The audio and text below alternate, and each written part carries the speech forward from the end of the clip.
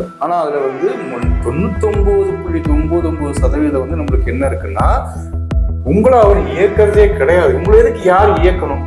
இது கர்ம வினைகளா இருக்கலாம், இல்ல வந்து புண்ணியத்தை நம்ம அனுபவிக்கலாம், இல்ல பாவத்தை. இந்த கோயிலுக்கு போறோம், நம்மளுக்கு என்ன திருப்தி இல்லை அப்படின்னு நம்ம யோசிச்சிருப்போம். சரிங்களா? அடுத்தது என்ன அப்படின்னு நம்ம யோசிச்சிருப்போம். இறைவன் மேல நம்பிக்கை வரும்.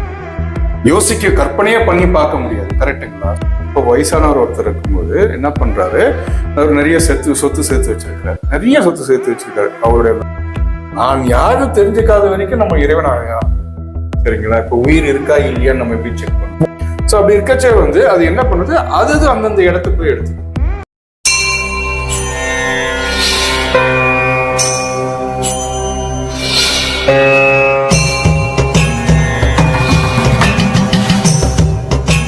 என் குருவுக்கு சமர்ப்பணம்.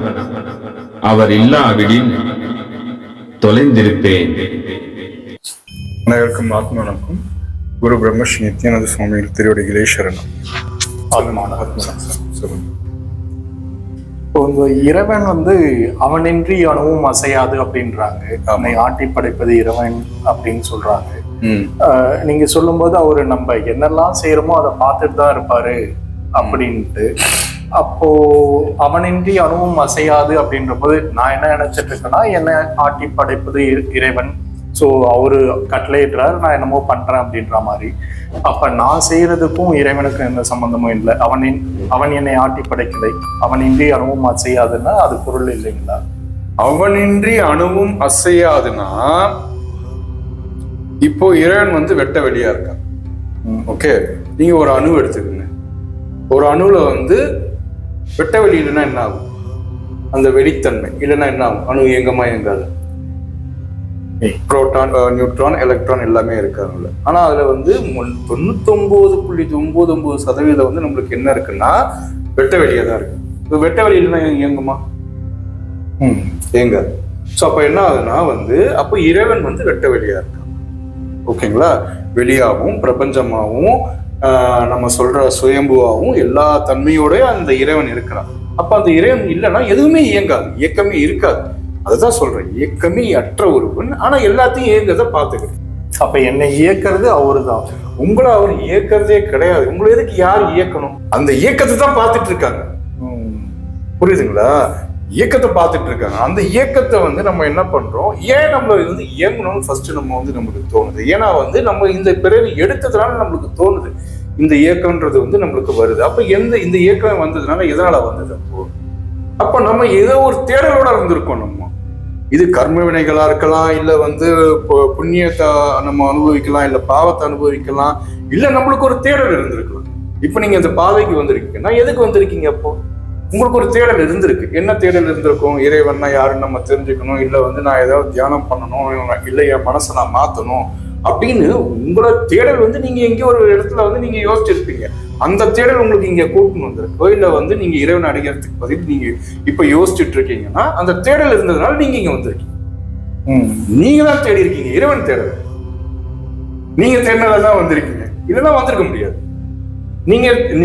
நீங்கன்னா இப்ப உங்க மனசு, உங்க ஆன்மா எல்லாமே சேர்ந்தது தான். நீங்க ஓகே, உங்க மனசால் நினைச்சிருப்பீங்க நம்மளுக்கு இந்த ஓகே இந்த கோயிலுக்கு போறோம், நம்மளுக்குன்னா திருப்தி இல்லை அப்படின்னு நம்ம யோசிச்சிருப்போம். சரிங்களா? அடுத்தது என்ன அப்படின்னு நம்ம யோசிச்சிருப்போம். அடுத்தது என்னன்னு யோசிக்கும் போது என்ன ஆகும்? அது யோக பாதையில கூட்டும். சரி, ஓகே, தியானம் உட்காந்து பண்றீங்க. சரி, தியானம் பண்ணும்போது என்ன தெரியும்? நம்மளுக்கு இந்த அனுபவங்கள்லாம் இருக்கு, இது இருக்கு, அது இருக்கு, அது இருக்குன்னு சொல்லிட்டு எப்போ நீங்க உங்களை அறியறீங்களோ, உங்க ஆன்மாவை நீங்க அறியும் போதுதான் அப்ப இறைவன் யாருன்றதே நம்மளுக்கு தெரிய வரும். ஆன்மான்னு ஒண்ணு இருக்குது, ஆன்மாக்கு இயக்கம் இருக்கு, ஆன்மா எப்படி இருக்கு அப்படின்றது நீங்க தெரிஞ்சுக்கிட்டாதான் அப்ப நீங்க அடுத்தது இறைவன் மேல நம்பிக்கை வரும். அந்த ஆன்மாவை அறியாத வரைக்கும், அதாவது நான் யாருன்னு தெரியாத வரைக்கும் நம்ம இறைவனை பத்தி வந்து எதுவுமே சொல்ல முடியாது. இந்த ஆன்மானா என்னது? ஆக்சுவலா இப்போ நம்ம இப்ப பேசும்போது ஆன்மான்னு சொல்றோம். அந்த ஆன்மா வந்து ஆன்ம முக்தி அடையணும், மோட்சம் அடையணும், அது கடைசியில இறைவனை அடையணும் அப்படின்றது ஒரு பொருள் வருது. நான் இப்ப இருக்கேன்னா நான் வந்து கடைசியில இறைவனை அடையணும் அப்படின்ட்டு. இந்த ஆன்மா அடைய போற இடம் இறைவன், அது எங்க இருந்து வந்தது? அது அதோட தொடக்கம் என்னது? ஆன்மாவோட தொடக்கம் வந்து இறைவனோட தொடக்கம் தான். இதுல எதுவும் வித்தியாசம்லாம் கிடையாது. சரிங்களா? இப்ப இவ்வளவு பெரிய பேரண்டா இருக்கு. பேரண்டத்துல வந்து எவ்வளோ கோடி நட்சத்திரங்கள் இருக்கு, எவ்வளோ கோடான கோடி கிரகங்கள் இருக்கு. ஆனா இது எல்லாமே எதுக்குள்ள இருக்கு?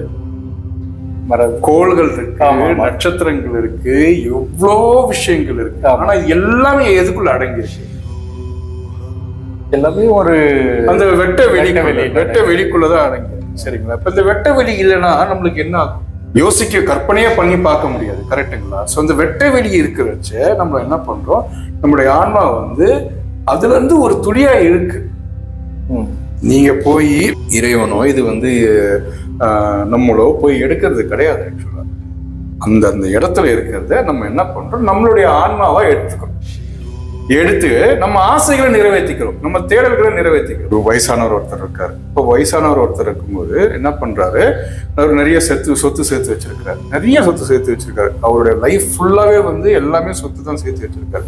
ஆனா லாஸ்ட்ல வந்து அவர் சேர்த்து வச்ச சொத்துக்களை அவரோட உயிர் காப்பாத்துமா காப்பாத்தாது? சேர்த்து வச்ச சொத்துக்கள் அவர் உயிரை காப்பாத்துமா காப்பாத்தாது. ஆனா அவருக்கு ஸ்பெண்ட் பண்ண டைம் ஒரு என்டையர் லைஃப் டைமே வேஸ்ட் பண்ணிருக்காரு. சரிங்களா? இதுல வரை எப்ப வந்து ஓகே இறைவன் இருப்பாருன்னு நம்புவாரு. இப்ப அந்த மரண தருவாயில வந்து இப்ப இந்த சொத்தும் சுகம் எதுவுமே எனக்கு வந்து சேரலையே, எதுவுமே எனக்கு உதவலையே, அப்ப எதுதான் எனக்கு உதவும்? நான் வந்து இப்போ மரணிக்கிறேன்னா வந்து நம்மளுக்கு வந்து அந்த ஒரு அமைதி தேவை. அப்ப அந்த ஆன்மாக்கு அமைதி கிடைச்சிருக்குன்னா கிடைச்சிருக்கு. அப்ப என்ன பண்றாங்க, அப்ப அந்த மரண தருவாயில அப்ப நினைக்கும் போது அடடா நான் விட்டுட்டேனே இறைவனை அப்படின்னு சொல்லிட்டு அவர் சொல்றாரு. அப்படி சொல்லும் போது என்ன ஆகும், அப்ப அடுத்த பிறவி எடுத்துதான் நம்மளுக்கு ஆகணும். அடுத்த பிறவி எடுத்து அடுத்து தேடிக்கிட்டே தான் தேடுதல் தான் நடந்துட்டு இருக்கு. அதனாலதான் இந்த பாதைக்கு வரவங்களாம் வந்து இன்னும் கொஞ்சம் இன்க்ரீஸ் ஆகிட்டே வந்துட்டே இருக்காங்க. நம்மளுக்கு இந்த பாதையில வரவங்களும் இருக்காங்க. இதுல கடவுளோட செயல்ன்றது எதுவுமே கிடையாது. கடவுள் எப்பவுமே வந்து நம்மள வந்து படைக்க உள்ள எதுவுமே பண்ணல, பட் பார்த்துட்டு இருக்காங்க. அதை நம்ம நம்பி ஃபர்ஸ்ட் நாம யாருன்னு நம்ம தெரிஞ்சுக்கிட்டோம், இந்த ஆன்மா யாரு, இந்த ஆன்மா வந்து எப்படி இருக்கு அப்படின்னு நம்ம தெரிஞ்சுக்கிட்டோம்னா அப்ப நம்ம வந்து இறைவனை தேடுறதுக்கு அடுத்தது ரெடி ஆகும். நான் யாருன்னு தெரிஞ்சுக்காத வரைக்கும் நம்ம இறைவனை பார்க்கவே முடியாது. ஆன்மாவும் உயிரும் ரெண்டும் ஒண்ணுதானா இல்ல வேற வேற? ஆன்மா உயிர் எல்லாமே வந்து உங்களுக்கு உயிர்ன்றது நம்ம காத்தா பார்க்கணும். சரிங்களா? இப்ப உயிர் இருக்கா இல்லையான்னு நம்ம எப்படி செக் பண்றோம்? மூச்சு வச்சு செக் பண்றோம். ஆனா வந்து நம்மளுக்கு வந்து மூச்சு அந்த உயிர்ன்றது வந்து எப்படின்னா நம்மளுக்கு அகாரம் உகாரம் மகாரமா இருக்கு. இந்த மூணு சேர்ந்தது தான் எல்லாமே. ஜீவனா இருக்கட்டும், ஆன்மாவா இருக்கட்டும், இது எல்லாமே இந்த அகாரம் உகாரம் மகாரம் சேர்ந்தது தான் வந்து நம்மளுக்கு எல்லாமே. ஸோ அப்படி இருக்கச்சே வந்து அது என்ன பண்ணுது, அது அந்தந்த இடத்துக்கு போய் எடுத்துது. ஆன்மான்றது வந்து நம்ம உச்சந்தலையும், அடுத்தது வந்து நம்மளுக்கு சுவாதிஷ்டானமும், அடுத்தது வந்து மூலாதாரத்தையும் போய் பிடிச்சிக்குது, இடுப்பு பகுதியும் போய் பிடிச்சிக்கிட்டு அதோட செயலை செய்யுது. அதோட செயல் என்னவோ அந்த செயலை செய்யுது. இப்ப இந்த இடத்துல எல்லாம் வந்து செயல் இருக்கணும். இந்த இடத்துல செயல் இருந்தாதான் மனுஷன் இயங்குவோம். இந்த இடத்துல செயல் இருந்தா மனுஷன் இயங்க மாட்டான். இப்ப காத்து ஆல்ரெடி இருக்குதான். ஆனா இந்த செயலை செய்யறதுக்கு இது எல்லாம் அனுபவத்துக்கு நமக்கு மூச்சு காத்து, உயிர் காற்றுன்றது நம்மளுக்கு இம்பார்ட்டன்ட். காத்துன்றது இம்பார்ட்டன்ட். அதனாலதான் மூச்சை பிடின்னு சொல்லிட்டு நம்ம சொல்றோம். சரிங்களா? அப்ப இதெல்லாம் அறியறதுக்கு நம்மளுக்கு மூச்சு வந்து நம்மளுக்கு இம்பார்ட்டண்டா இருக்கு. மூச்சு இல்லாம இது மூணுத்தையும் உங்களால இணைக்க முடியாது. அதனாலதான் அந்த மூச்சை பாரு அப்படின்னு சொல்லிட்டு நம்ம சொல்றோம். அந்த ஆன்மாவை அறியறதுக்காக மூச்சை நம்ம பயன்படுத்தி. ஓகே. அப்ப மூச்சு போயிடுச்சுன்னா ஆன்மா போயிடும் இல்லைங்களா? மூச்சை அடக்கி மூச்சை உள்ளடக்கி நம்ம வந்து அதுக்கேற்ற மாதிரி நம்ம பயிற்சி பண்ணும் போது அதோட நிலை நம்மளுக்கு தெரியும். என் குருவுக்கு சமர்ப்பணம். அவர் இல்லாவிடில் தொலைந்திருப்பேன்.